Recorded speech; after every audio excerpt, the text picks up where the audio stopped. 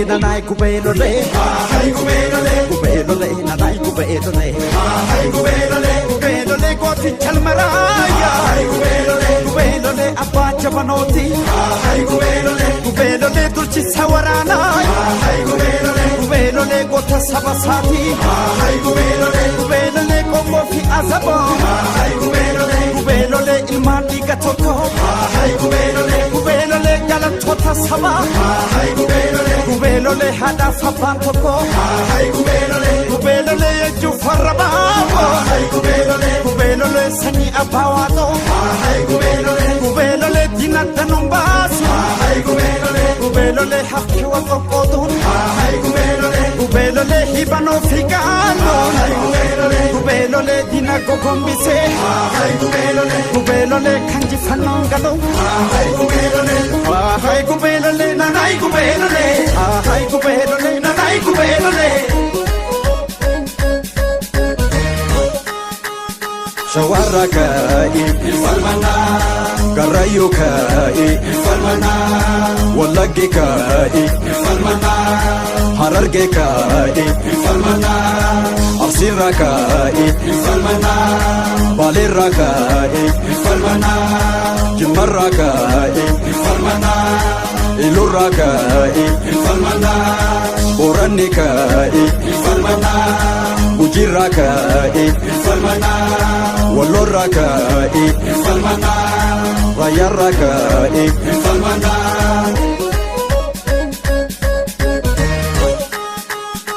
Ubashira mate hasana medra seran yadata Sebasiya bagaimana kesa Muhammad Yusuf Hasan Rashid ko seran yadata Sebasiya bagaimana kesa Usane Idris Shaqla Haja seran yadata Mafelika Rabu sigara Bashir Amin Kiyaf Ali Abdul Wahab senan yadata Nabi Farman senan sigara Abdi to Farisi Papa Marse Ofi senan yadata Nabi Mota Budesi Komata Inte Kurma Gafa Muhammad Makifa senan yadata Nabi Sani Bega Solika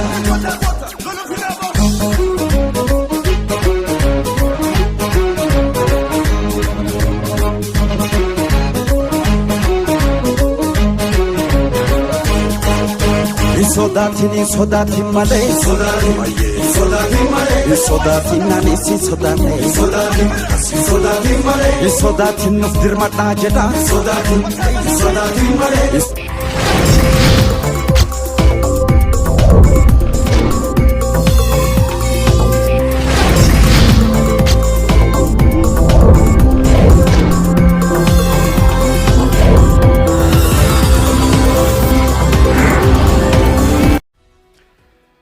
Harka fuunee dhaggeeffattootaa fi daawwattoonni Oromiyaa Miidiyaa Teknooloojii akkam nagaa jirtanii fayyaa keessanii jecha nageenyi keenya kan onni irraa maddee bakkuma jirtanitti sinaa ga'u jenna.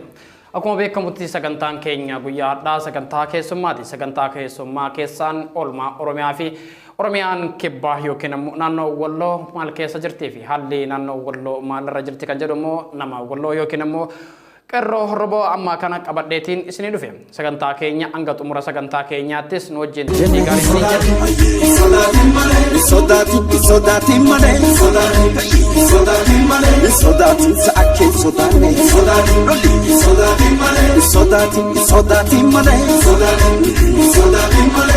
Yooyaa maqaa dhaggeeffattootaa fi daawwattoota Oromiyaa Miidiyaa Teknooloojiitiin kan Oromiyaa Miidiyaa Teknooloojiitti baga dhuftanii. Hayyee baga nagaa nu eegdanii Oromiyaa Miidiyaa Teknooloojiitii baga nu affeertanii yaamicha keessaniif ulfaadhaa horaa bulaa isiniin jedha maqaa qeerroo Walloo fi uummata Oromoo dhuftiidha. Mee akkuma kanaan isinillee Oromiyaa Miidiyaa Teknooloojii affeerraa Oromiyaa Miidiyaa Teknooloojiin barbaadee isinii godhee dhaggeessanii yookiin immoo kabajanii karaa Oromiyaa Miidiyaa Teknooloojii dhufuun maqaa dhaggeeffattoota keenyaatiin ulfaadhaa isiniin jecha mee garanumaanii hawaasa keenyaan wal baraa eenyu jedhamtu akkuma kanaan qeerroo Walloo bakka bu'uudhaan kan guyyaarraa karaa Oromiyaa Miidiyaa Teknooloojiitti dhuftan mee sagantaa isaaniitti osoo hin darbiniin duratti eenyu jedhamtu eenyu isin uummata keenyaan wal baraa. Hayyee maqaan kiyyaa Dursaa Lammiin jedhama. Naannoo dhalataa Wallooti. Godina addaa saba Oromoo Walloo aanaa baatee gandi dhaloota kiyyaalleeti. akkasuma maqaa uummata Oromoo Wallootiin miidiyaa Oromoo miidiyaa teekinooloojii irratti na affeeruu keessaniin ulfaadha galatooma isiniin jedha. Mee isinis galatoomaa mee asumaanii keessaanii amma kana Walloo maal keessa jirti irraa eegalla gaafii fi deebiin keenya. Mee Walloo yeroo ammaa kana keessumaan torbee darbe irraa eegalee hanga guyyaa har'aatti uummanni Walloo Oromoon Walloo maal keessa jiran mee uummata Oromoo bal'aaf himaa. Egaa Oromoo Walloodhaa amma maqaa lola TPLF fi mootummaa abbaa irree kanaan ilaalchise rakkoo guddaa keessa jiranii rakkoodhaaf saaxilamaa jiranii akkasuma lola karaa qilleensa hawaatiin illee rukutamaa jiranii san irratti gaa ummati Oromoo Walloo kuni amata hedduu rukutamaa jiraatanii amata hedduu cunqursamaa jiraatanii as ga'anii jechuudha.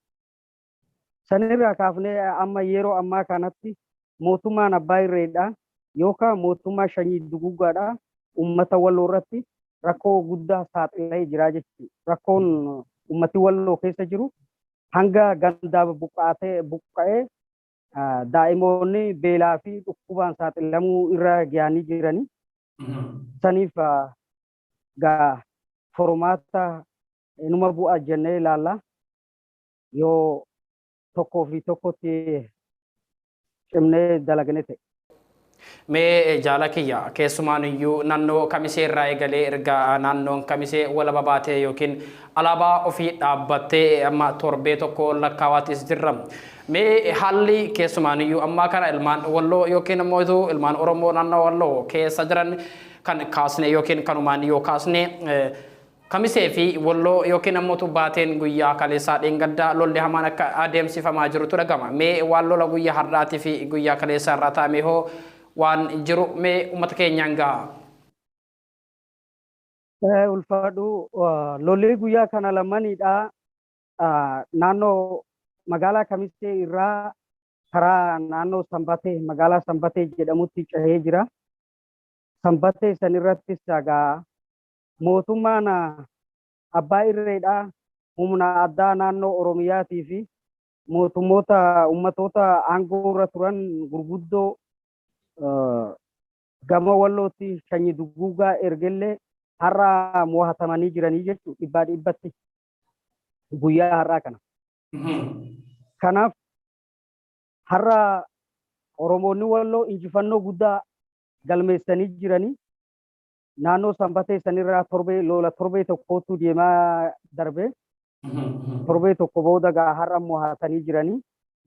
Mo'achuun isaanii kun naannoo Walloo dhibbaa dhibbatti mo'achuu odoo hin taane godina saba Oromoo Walloo ka jedhu mo'atameera jechuudha. Alaabaa mataa isaanii dhaabbatanii bulchiisaa mataa isaanii caasaa diriirfachaa jiranii. Mootummaan abbaa irreedhaa naannoo sanii bahee jira jechuudha. Oromoo Walloo qabsoon inni dalage dhiigni isaa dhangala'ee lafeen isaa cabee bilaashatti hin hafne mootummaa mataa isaatii dhaabbachuudhaaf caasaa godinaalee keessatti diriirsaa jira.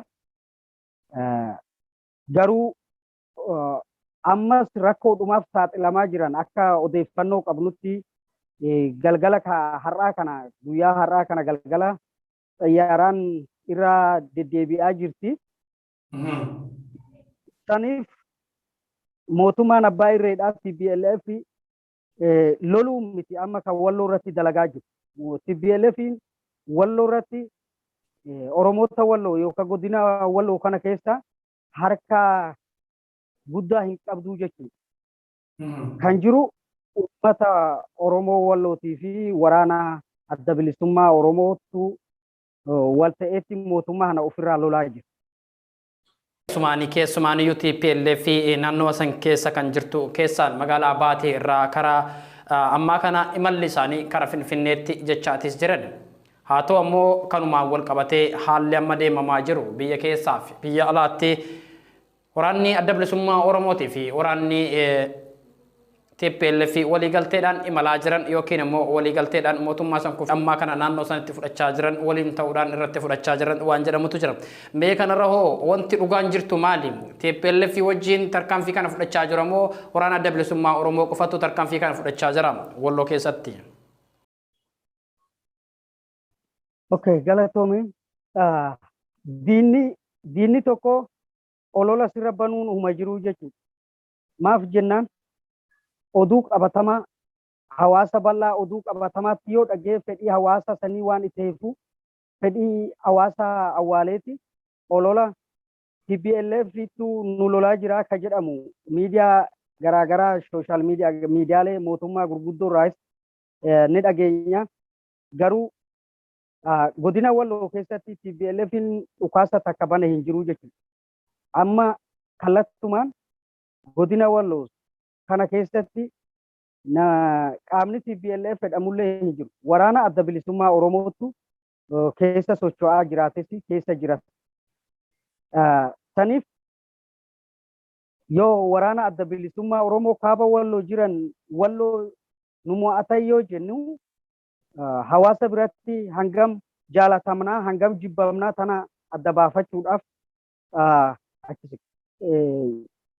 waan nu saaxiluuf rakkoo keessa nu galchuu fedhaniiti maqaa TPLF itti moggaasanii jechuudha. Kaaba Walloo ka jiru mootummaa adda bilisummaa Oromooti. Mootummaa uummata Oromooti. Waraana mirga Oromootii fi mirga dhala Oromoo kan kabachiisu uummata Oromoo kan bilisa baasu mataa isaatiif uummati Oromoo kan ijaarratee lafa kaa'ate waraana adda bilisummaa Oromootiin ala hin jiru jechuudha. Ka gaafa dasee TPLFin dasee magaalaa dasee dhoofte san sanuma maxxansanii deemaa jiranii jechuudha. Har'ammoo waraanni adda bilisummaa Oromoo kaaba Walloo jiru dhibbatti addunyaan beekuu ni dhageewuun mala dhibbatti mo'atanii jiranii jechuudha.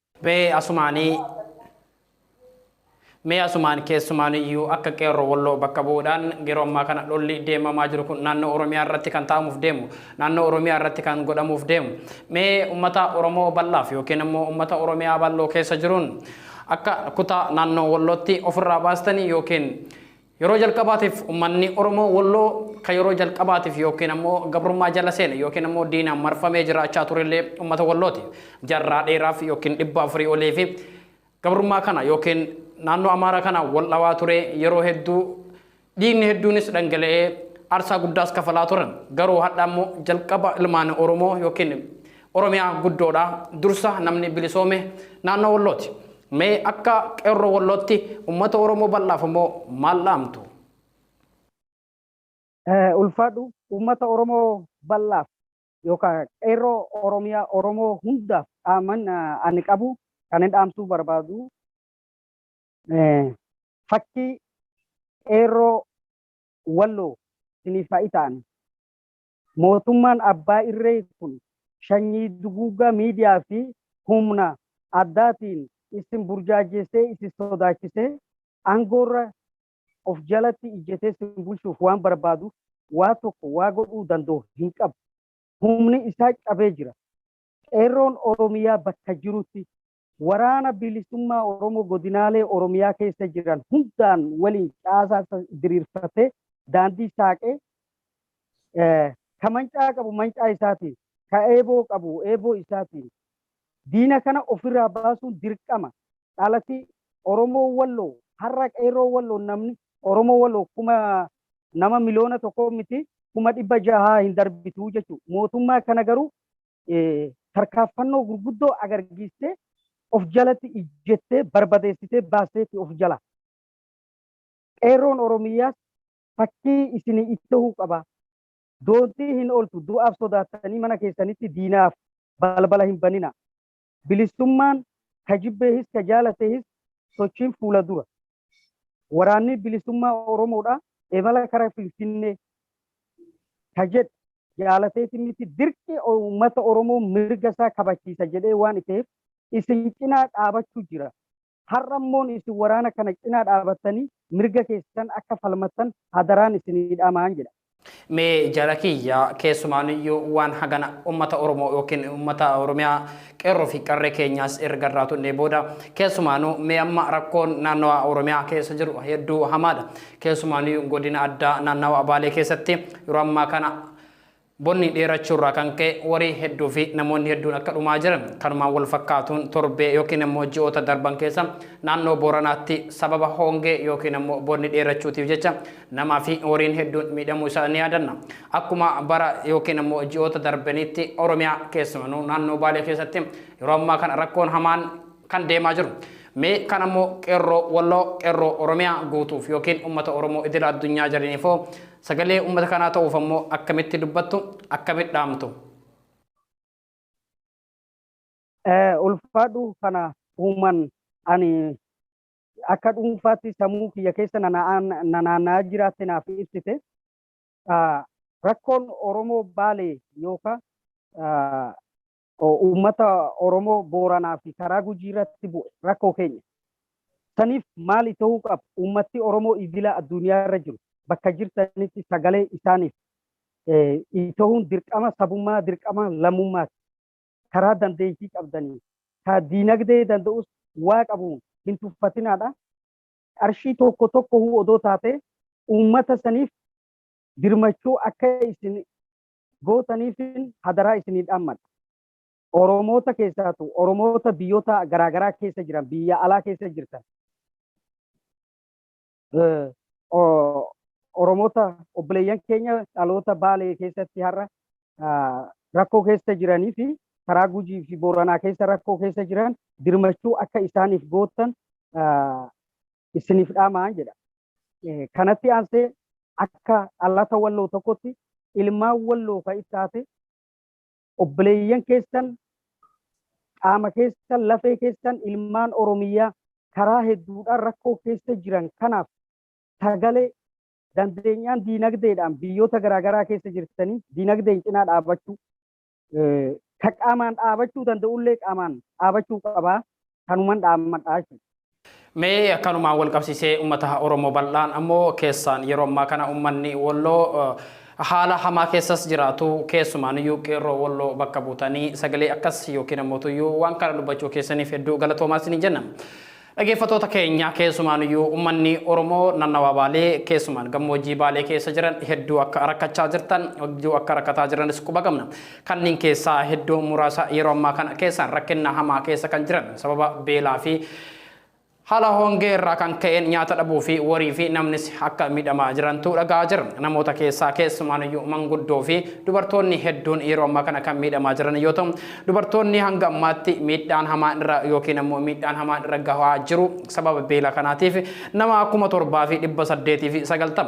Akkuma kanaan manguddoonni yeroo ammaa kana haala beelaa fi akkuma kanaan dheebuu irraa kan ka'e haala hamaa keessa jiran yookiin sodaachisaa lubbuudhaan ni darban jedhamee sodaachisaa keessa jiran jaarsolee yookiin manguddoota 4,987 ol yoo ta'u haaluma kanaan daa'imman xixiqqoon ammoo hanga ammaatti kan miidhaa hamaan irra gahaa jiruu fi yookiin beelaaf dararamaa jiran keessaa nama 9,812.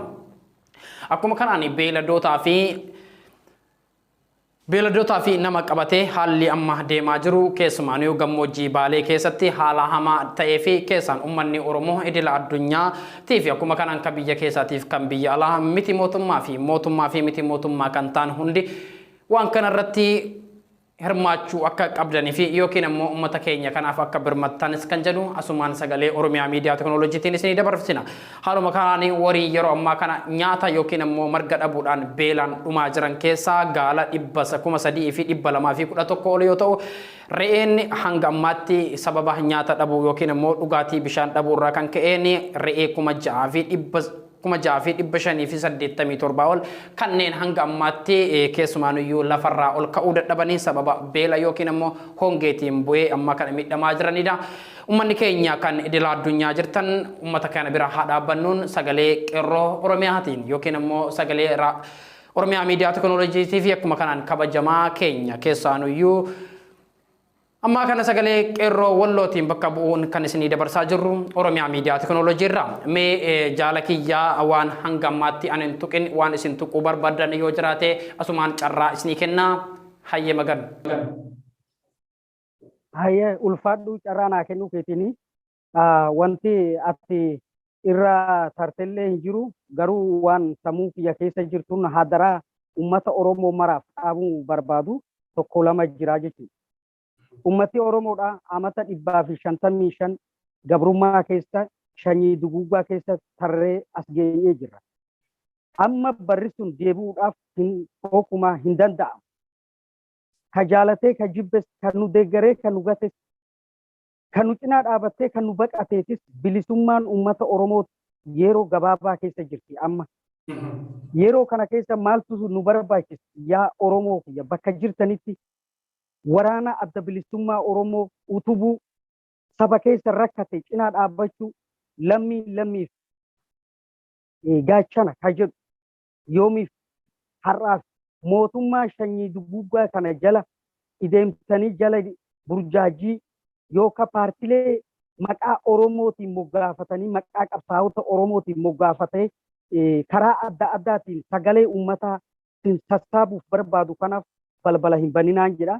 Kanatti ansuun waraana adda bilisummaa Oromoo godinaalee Oromiyaa keessa jiran hunda irratti dirqama utubuu isin ilaalchisa. Nyaachisuu, obaasuu, ka kophee dhabee, ka uffata dhabee, ka rasaasa dhabee bituun uummata Oromoo ilaalchisa. Uummati Oromoo bakka jirtanitti waraana bilisummaa Oromoo jalatti daandii tokkoo fi tokko sarara tokko jala galtanii akka yeroo gabaabaa keessatti mootummaa kana humna isaa cabsine mootummaa mataa keenyaa dhaabbannu abdii qaba kana na jajjabaadhaan jedha ulfaadha. Dhaggeeffattootaa fi daawwattoonni Oromiyaa Miidiyaa Teknooloojii sagantaan keenya guyyaadhaa kanumaan goolabna sagantaa biraatiin keessumaa iyyuu qeerroo Oromiyaa ulaalee garaagaraa irraa simannee yookiin immoo karaa Oromiyaa Miidiyaa Teknooloojiitti simannee kan isinii dhiyaannu ta'a. Hanga xumura keenyaatti waan dhaggeeffattaniif horaa bulaa deebanaa isiniin jennaan isinis karaa Oromiyaa Miidiyaa Teknooloojii waan dhuftaniif ulfaadhaa maqaa dhaggeeffattoota keenyaatiin deebanaa. Galatooma.